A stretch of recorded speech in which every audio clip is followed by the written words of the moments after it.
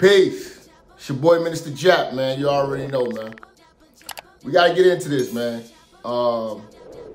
You know, been really looking around, seeing how things is moving and shaking around here, man. It's a real big disappointment, man. You know, the Manosphere is over. The red pill is over. There's a bunch of shape-shifting and grifting. And I just want to formally, disassociate myself from these different people and the whole entity as a whole, because it's not what it was set out to be. This was supposed to be a movement for men with a voice, to talk about what we've been going through, to actually tell our side, for us to finally have a microphone. Because women for decades, they had the microphone. We didn't have a microphone. We didn't have any way to rebut any of the BS that we was going through as men. And it was also how I viewed it, because I'm 10 years in. We've been doing this for a long time. I done had channels. I'm probably on my 10th channel right now. I done seen them come, seen them go. But it's a lot of shape shifting and grifting going on right now. A lot of things I don't agree with, and y'all keep emailing me, because a lot of these people who started off one way have changed to a whole nother different direction, and they thinking that I'm with that. That's why I came up with my own movement. We got the church, and it's hashtag TBAS. The red pill was supposed to be for enlightened minds. It was supposed to be for, at first, the black manosphere was supposed to be for black men to finally speak the truth. And I viewed it like the digital barbershop. That's what I always told y'all. I'm bringing y'all a digital barbershop. And it started off like that. It started off well. It was a lot of names. I'm not gonna name a lot of names, but it started off well. And eventually it morphed into this BS. I watched dudes literally not support black men, actually tear down black men to uplift a white woman. That was the crazy. That's what I was like, hold on, man, this is just getting retarded.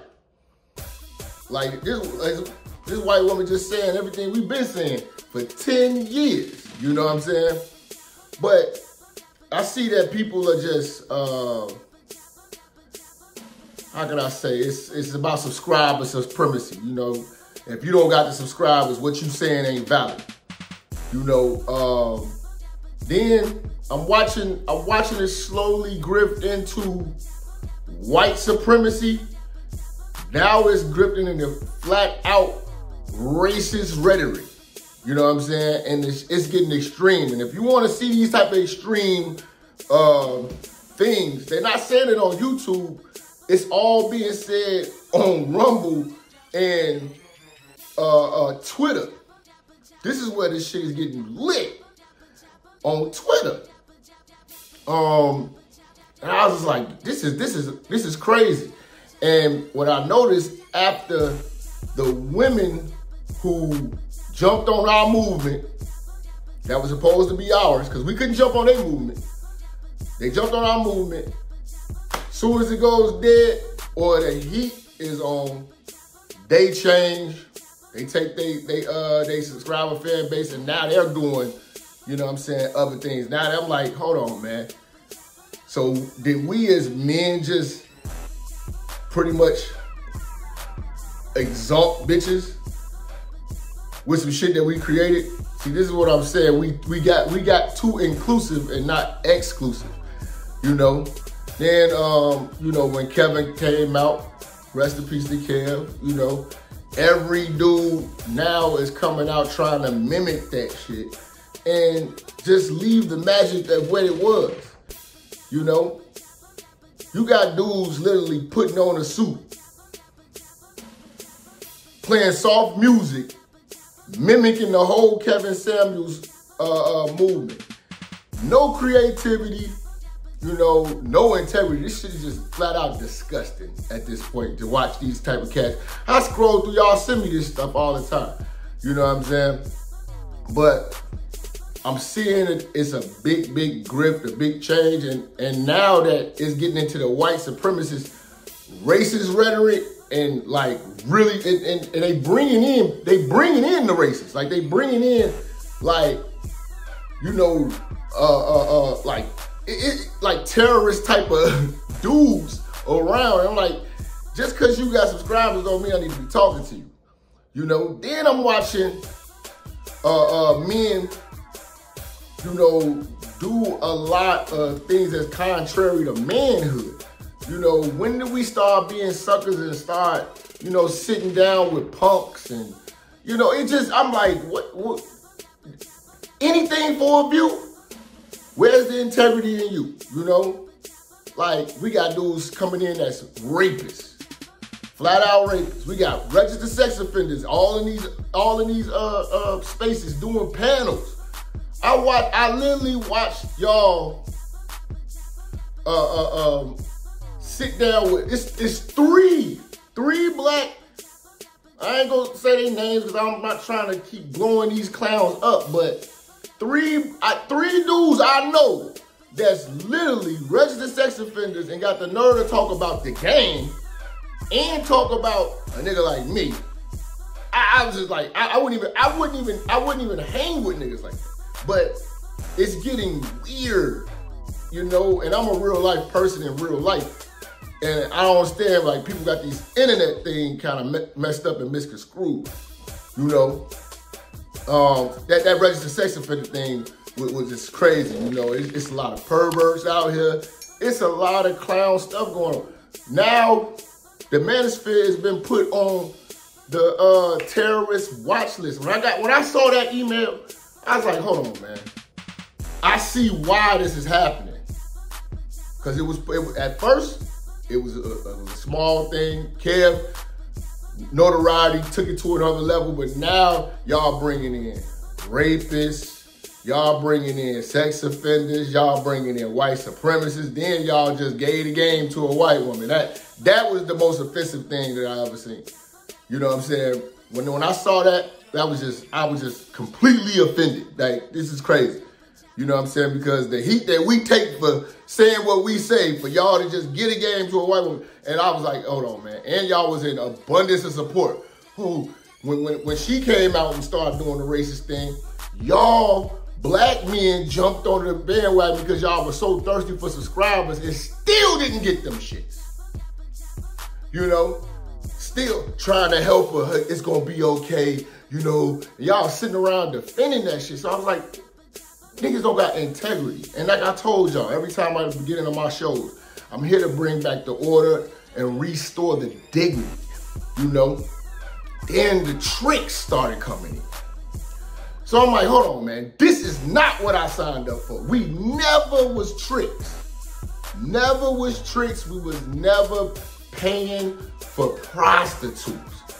You know what I'm saying? And when that movement came out, and then you start seeing how crazy that movement is now. Now they're getting banned from countries. You know? We got to restore the order, fam. You know? And at the end of the day, man, it's church or die, man. We gonna do what we gonna do. We gonna rock out how we rock out. I can't affiliate with everybody. Everybody be like, you should do this. I can't fuck with everybody. Because everybody ain't fuck with them, you know? But the end of the day, man, now that the FBI is in they put you on the terrorist watch list, and that's on, niggas all on the radar for that, I don't want no parts. No parts of that, you know what I mean? Like, you niggas is crazy. You niggas is crazy. You know, and then the crazy thing is, you would think We got married niggas out here, right? Talking about dating. As if they actually dating or been on a date. You ain't been on a date since the fucking 80s. What the hell are you talking about? But the thing is, you know, when these dudes get a certain amount of subscribers, they regurgitate the shit that they heard from a nigga like me. And that's another thing that pisses me off. I've said so much notable shit. I was the first motherfucker 7 years ago with a whole campaign talking about women shouldn't vote. I was the first nigga bringing y'all dick discipline. I gave y'all so many notable quotables. And now people with bigger microphones steal my shit. You know what I'm saying? And y'all don't say nothing. But when the white woman, you know what I'm saying, get caught out there jumping in conversation she ain't got no business doing, here y'all go, I got her back. Nobody had the church back, but the church got my back, you dig? So at the end of the motherfucking day, man, you know, I want to make sure that we bring this game back and restore this game. Because we was about being players, it was about being smooth, it was about, you know, really improving yourself, you know what I'm saying? And then you would think like, it's people just grifting on shit that they ain't got no business talking about. I would respect a married man that's talking about the game to tell young brothers how to be a good husband. But instead, they want to talk about it like they in the streets. You're not in the streets. You know what I'm saying? You're not in the streets. In fact, if you're on a net like how you are, talking about relationships, you know, with a whole wife and kids and shit, leads me to believe that niggas is in sexless marriages. They should probably talk about that, you know? Like, I respect the men that talk about the divorces. The men that really been through it and the authenticity, I respect it. What I'm talking about here with this Manosphere shit, if you really peep it, there's a lot of new faces popping up around. It's a lot of clown shit, and it's a lot of people changing the direction of where they're going to be clowns, to be down. We gotta restore order and bring back authenticity. You know what I'm saying? So y'all gonna be getting more vlogs like this, you know what I'm saying? And still the shows, you know what I'm saying? But I really had to come back and address this because I keep getting bombarded with videos of dudes that were one way, but now they either turn into white supremacists, they either turn into tricks, you know what I'm saying? They sitting down, chopping it with God knows who type of criminals, you know what I'm saying? Just weird old shit, it's getting weird, you know what I'm saying? So the end of the goddamn day, you know what I'm saying? I just want to give y'all a church update. Let y'all know, man, we gotta restore the order, man. Bring back the dignity, man. Bring back some authenticity, man. You know what I'm saying? Because at the end of the day, man, it's getting weird. Now men are starting to look like weirdos, and now you're on the FBI watch list. I'm glad they ain't put me on that. You know what I'm saying? And I'm making sure to let the feds know I ain't down with these clowns. I'm out! Massive. The U.S. Department of Homeland Security paid nearly $700,000 to a counterterrorism NGO to, quote, intercept and divert Twitter or X traffic away from specific individuals in the Manosphere. At Rational Mail, at Cobra Tate, Andrew Tate, and at Fresh and Fit Pod, among others, were specifically named as targets. The DHS TVTP grant funding was given to Arizona State University, home of the McCain Institute. The purpose of this grant was to design a native tool to be used on Twitter to effectively suppress individuals in the Manosphere by diverting their audiences away from their content towards counter-messaging content, websites, podcasts, and creators curated by the McCain Institute to counter, quote, hate speech and misinformation. The U.S. government has named the, quote, Manosphere as one of the biggest terror threats facing the U.S. They claim this broad network is the main cause of, quote, extremely isolated acts of incel-related violence. The conflation of incels with the broader Manosphere as a justification for targeted counterterrorism ops, which can include aggressive surveillance and censorship, is part of a disturbing trend. The ever-broadening definitions of terrorism and extremism put forth by the U.S. government poses a very real threat to the constitutional rights of law-abiding citizens.